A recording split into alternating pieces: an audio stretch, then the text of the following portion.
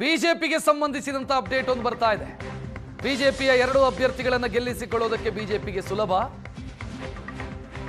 ಉಳಿಕೆ ಮತಗಳನ್ನ ಸದ್ಯ ಜೆಡಿಎಸ್ಗೆ ಅದನ್ನ ಚಲಾವಣೆ ಮಾಡೋ ರೀತಿಯಲ್ಲಿ ತಂತ್ರಗಾರಿಕೆಯನ್ನು ಮಾಡಲಾಗ್ತಾ ಇದೆ. ಯಾರು ಯಾರಿಗೆ ಮತ ಹಾಕಬೇಕು, ಒಬ್ಬ ಸದಸ್ಯರ ಗೆಲುವಿಗೆ 28 ಮತಗಳು ಬೇಕು, ಬಟ್ ಸೇಫರ್ ಸೈಡ್ 29 ಅಂತ ಯೋಚನೆ ಮಾಡಿದೆ. ಉಳಿದ 4 ಮತಗಳು ಜೆಡಿಎಸ್ಗೆ ನೀಡುವಂತ ತೀರ್ಮಾನವನ್ನ ಬಿಜೆಪಿ ಮಾಡಿಕೊಂಡಿರು. ಬಿಜೆಪಿ ಬಳಿ ಇರುವಂತ ನಂಬರ್ ಅನ್ನ ಪರಿಗಣಿಸಿ 28 ಇದ್ರೂ ಕೂಡ +1 ಅಂತ ಬಿಜೆಪಿ ಯೋಚನೆ ಮಾಡಿಕೊಂಡಿರೋದು. ಹೆಚ್ಚಿನ ಡೀಟೇಲ್ ನೀಡೋದಕ್ಕೆ ರವಿ ಶಿವರಾಮ್ ನೇರ ಸಂಪರ್ಕದಲ್ಲಿ. ರವಿ ಶಿವರಾಮ್, ಈಗ ಮೈತ್ರಿ ಪಕ್ಷಗಳ ಪಾಲಿಗೆ ಇಲ್ಲೊಂದು ಲೆಕ್ಕಾಚಾರವನ್ನು ಹಾಕೊಂಡ್ರೆ ಪ್ರಯತ್ನ ಪಟ್ಟರೆ ಗೆಲ್ಲಬಹುದು ಅನ್ನೋದಿತ್ತು. ಆ ಪ್ರಯತ್ನ ಆಗಿದೆಯಾ?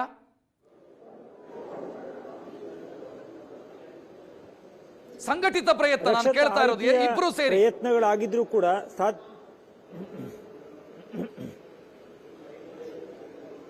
ಪ್ರಯತ್ನಗಳಾಗಿದ್ರು ಕೂಡ ಗೆಲುವಿನ ಸಾಧ್ಯತೆಗಳು ತೀರಾ ಕಡಿಮೆ ಅನ್ನೋದನ್ನ ನಮ್ಮ ಆನಂದ ಬೈದರಮನಿ ಈಗಾಗಲೇ ಹೇಳ್ತಾ ಇದ್ರು. ಪ್ರಮುಖವಾಗಿ ಬಿಜೆಪಿ ಗೆಲ್ಲೋದಕ್ಕೆ 28 ಸ್ಥಾನ ಬೇಕು, ಅಥವಾ ಯಾವುದೇ ಒಬ್ಬ ಅಭ್ಯರ್ಥಿ ಗೆಲ್ಲೋದಕ್ಕೆ 28 ಶಾಸಕರ ಮತ ಸಾಕು. ಆದರೆ 1 ಸ್ಥಾನವನ್ನು ಹೆಚ್ಚಿಗೆ ಹಾಕಬೇಕು ಅನ್ನುವಂಥ ಚರ್ಚೆ ಕಳೆದ 2-3 ದಿನಗಳಿಂದ ಬಿಜೆಪಿ ಮಾಡ್ತಾ ಇತ್ತು. ನಿನ್ನೆ ಶಾಸಕಾಂಗ ಪಕ್ಷದ ಸಭೆಯನ್ನ ಖಾಸಗಿ ಹೋಟೆಲ್ನಲ್ಲಿ ಕರೆಯಲಾಗಿತ್ತು. ಆ ಸಂದರ್ಭದಲ್ಲಿಯೂ ಕೂಡ ಎಷ್ಟು ಮತವನ್ನು ಹಾಕ್ತಿವೆ ಅನ್ನುವಂಥ ಒಂದು ಗುಟ್ಟನ್ನ ಯಾವುದೇ ಶಾಸಕರುಗಳಿಗೆ ಬಿಟ್ಟುಕೊಟ್ಟಿಲ್ಲ. ನಾವು ನಮ್ಮ ಮೂಲಗಳನ್ನು ಚೆಕ್ ಮಾಡಿದಾಗ 29 ಮತವನ್ನು ನೀಡೋದಕ್ಕೆ, ಒಬ್ಬ ಅಭ್ಯರ್ಥಿಗೆ 29 ಮತವನ್ನು ನೀಡೋದಕ್ಕೆ ಬಿಜೆಪಿ ತೀರ್ಮಾನವನ್ನು ಮಾಡಿದೆ ಅನ್ನುವಂಥ ಮಾಹಿತಿಗಳಿದ್ರೂ ಕೂಡ ಇಲ್ಲಿಯ ತನಕ ಶಾಸಕರುಗಳಿಗೆ ಅದರ ಗೌಪ್ಯತೆಯನ್ನು ಬಿಟ್ಟುಕೊಟ್ಟಿಲ್ಲ. ಈಗಷ್ಟೇ ವಿಪಕ್ಷ ನಾಯಕ ಅಶೋಕ್ ಅವರ ಚೇಂಬರ್ಗೂ ಕೂಡ ನಾನು ಹೋಗಿ ಬಂದೆ. ಅಲ್ಲಿ ವಿಪ್ಪನ್ನು ಜಾರಿ ಮಾಡೋದಕ್ಕೆ ಎಲ್ಲ ವ್ಯವಸ್ಥೆಯನ್ನು ಮಾಡ್ಕೊಂಡಿದ್ದಾರೆ. ಶಾಸಕರೆಲ್ಲರೂ ಕೂಡ ಬಂದು ಅಲ್ಲಿ ಉಪಹಾರವನ್ನು ಸೇವನೆ ಮಾಡ್ತಾ ಇದ್ದಾರೆ. ಆದರೆ ಯಾವ ಶಾಸಕರು ಯಾವ ಅಭ್ಯರ್ಥಿಗೆ ಮತವನ್ನು ಹಾಕಬೇಕು, ಎಷ್ಟು ಮತವನ್ನು ಹಾಕಬೇಕು ಅನ್ನೋ ಕುರಿತಾಗಿ ಇನ್ನೂ ಕೂಡ ಕೆಲವು ಶಾಸಕರುಗಳಿಗೆ ಮಾಹಿತಿಯನ್ನು ಕೊಟ್ಟಿಲ್ಲ. ಅಭಿಪ್ರಾಯವನ್ನು ಕೇಳಿದಾಗ ಹೈಕಮಾಂಡ್ ಏನು ಹೇಳುತ್ತೆ ಆ ರೀತಿಯಲ್ಲಿ ನಾವು ತೀರ್ಮಾನ ತೆಗೆದುಕೊಳ್ತೀವಿ ಹೇಳುವಂತ ಮಾತುಗಳನ್ನು ಆ ವಿಪಕ್ಷ ನಾಯಕರ ಆದಿಯಾಗಿ ಪ್ರಮುಖ ನಾಯಕರುಗಳು ಮಾಧ್ಯಮದ ಪತ್ರಕರ್ತರುಗಳಿಗೆ ಹೇಳ್ತಾ ಇದ್ದಾರೆ. ಇಲ್ಲಿ ಒಂದು ಚರ್ಚೆ ಆಗಬೇಕಾದಂತ ವಿಚಾರ ಏನು ಅಂತ ಹೇಳಿದ್ರೆ, ಆರಂಭದಲ್ಲಿ 30 ಓಟನ್ನು ಕೊಡಬೇಕು ಅನ್ನುವಂಥದ್ದು ಹಿರಿಯ ಶಾಸಕರು ಪ್ರಮುಖ ನಾಯಕರೆಲ್ಲರೂ ಕುಳಿತುಕೊಂಡು ಮಾತನಾಡಿದಾಗ ಅದರಲ್ಲಿದ್ದ ಒಬ್ಬ ಹಿರಿಯ ಶಾಸಕರು ಹೇಳಿದ್ರಂತೆ, 30 ಓಟ್ ಬೇಡ, ಗೆಲ್ಲೋದಕ್ಕೆ 28 ಸಾಕು, 1 ಮತವನ್ನು ಜಾಸ್ತಿ ಮಾಡೋಣ, ನಮ್ಮ ಶಾಸಕರ ಬಗ್ಗೆ ನಾವು ಯಾಕೆ ಅಪನಂಬಿಕೆಯನ್ನು ಇಟ್ಕೊಳ್ಬೇಕು ಅನ್ನುವಂಥ ಪ್ರಶ್ನೆಯನ್ನು ಮಾಡಿದ್ರಂತೆ.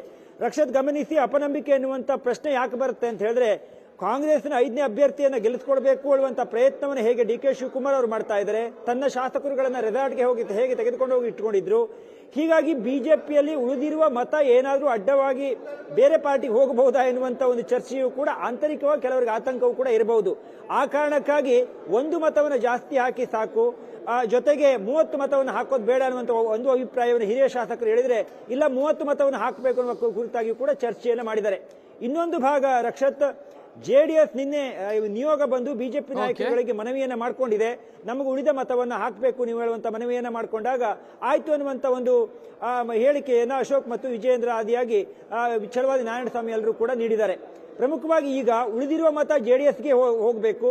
ಜೊತೆಗೆ ಜೆಡಿಎಸ್ ಮತ್ತು ಬಿಜೆಪಿಯ ಮೈತ್ರಿ ಇರೋದ್ರಿಂದ ಆ ಮೈತ್ರಿಯ ಸಂಬಂಧಕ್ಕೋಸ್ಕರ ಕೂಡ ಈ ಒಂದು ಉಳಿದ ಮತ ಜೆಡಿಎಸ್ನ ಪಾಲಾಗುವ ನಿಟ್ಟಿನಲ್ಲಿ ಆ ಮೈತ್ರಿಯ ಮೇಲೆ ಎಷ್ಟು ಗಟ್ಟಿಯಾಗಿದೆ ಆ ಮೈತ್ರಿ ಎನ್ನುವ ಒಂದು ಚರ್ಚೆಯು ಕೂಡ ಆರಂಭ ಆಗತ್ತೆ. ಪ್ರಮುಖವಾಗಿ ಬಿಜೆಪಿಗೆ ಕಳ್ಕೊಳ್ಳೋದಕ್ಕೆ ಯಾವುದೂ ಇಲ್ಲ, 2 ಸ್ಥಾನವನ್ನು ಆರಾಮಾಗಿ ಗೆಲ್ಲಬಹುದು.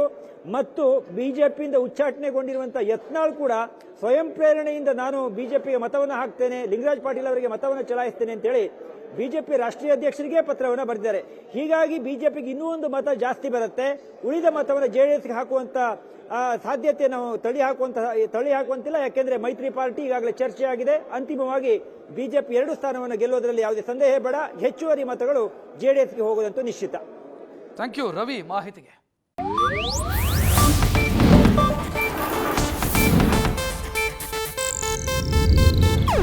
ಇದು ಏಷ್ಯಾನೆಟ್ ನ್ಯೂಸ್ ನೆಟ್ವರ್ಕ್ ಪ್ರಸ್ತುತಿ.